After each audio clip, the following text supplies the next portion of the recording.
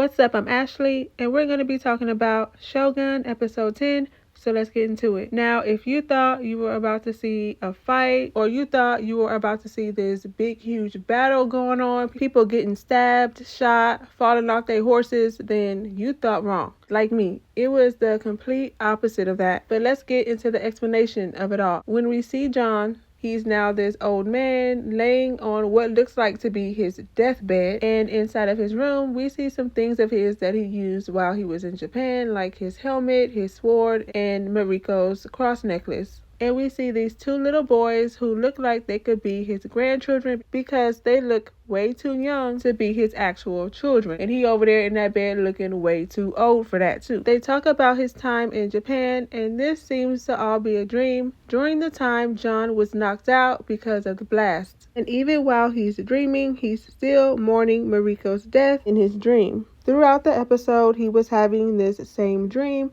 but each time he would have this dream, it became more unclear. And being that we saw him drop Mariko's necklace in the water means that when he was laying in that bed as that old man and holding on to Mariko's necklace was all a dream. When John convinced Fuji to go on the boat with him, there is where he was able to convince her to release her husband and son's ashes in the water. Now, if you remember in a previous episode, she was having a hard time letting them go. When it was John's turn to drop Mariko's necklace in the water, she tells him, "Let your hands be the last to hold her," referring back to what Mariko once said to her, which was, let her hands be the last to hold her son, when the guards was taking her son away. Toranaga finds out about Mariko's death and that Yabushige was a part of it. Turns out someone saw him let the intruders in, and that one of Mariko's ladies in waiting was with him in the cellar. They know all of this, and that she wrote a letter and sent it to Omi telling what he did. So now Toranaga says he has to commit seppuku. In the scene between Yabushige and Toranaga, we find out that Toranaga did secretly really want to be Shogun. We also find out the only reason why he kept John alive this whole time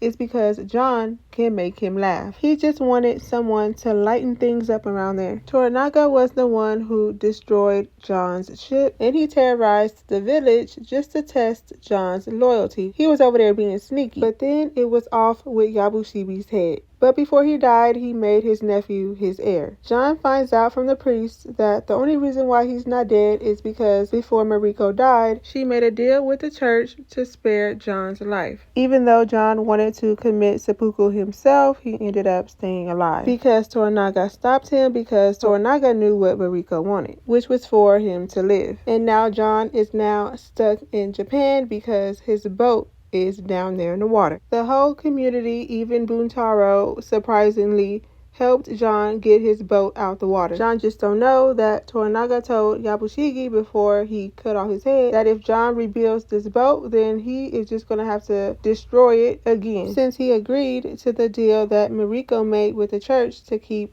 John alive. So in order to keep him alive, his boat had to go. It was either this or that, his life or the boat. So now John is stuck in Japan even though he want to go back home to England. Something that was assumed to be this big huge war just turned out to be Toranaga sending Mariko to the Osaka castle to change Lady Oshiba's mind, to not even go to war, and to go there to free all of the hostages and make them realize that they were being held against their will. And that would make Toranaga win the war, which he did. Multiple things helped him win this war. Mariko's death, Mariko's relationship with Oshiba, and it was Yabushige's betrayal. It was Toranaga's best friend's sacrifice, where he committed seppuku, and also Toranaga's son's stupid death is what helped him win this war as well. If I missed anything, let me know, and let me know your thoughts down in the comments so we can talk about it. And if you haven't already and want to see more videos like this, don't forget to like, comment, and subscribe. Thank you for watching this video, and I'll see you in my next one.